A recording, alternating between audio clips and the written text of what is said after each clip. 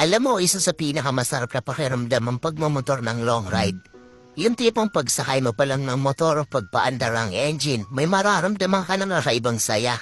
Dahil kapag nagmomotor ka sa mahabang biyahe, talagang nakakawala ng stress at ma-appreciate mo pa ang ganda ng mundo.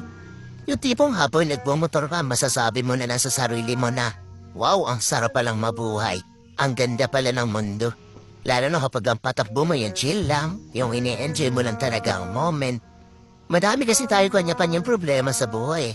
Pero kapag nagmomotor ka na, makakalimutan mong problema mo. Lalo na kapag maganda ang view, maganda ang kalsada, tapos hindi mo na mamalayan, nagkakaroon ka na pala ng positive mindset dahil magaan ang pakiramdam mo eh.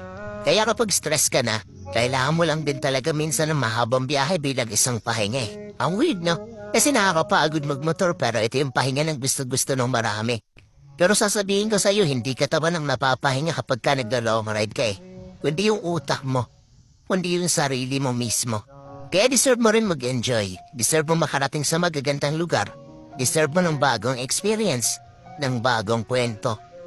Ang buhay ay isang mahabang biyahe. Madami kang pagdadaan ng iba't ibang uri ng kalsada. Malubak, mabuhangin, madulas. Kailangan mo lang din talaga maging maingat.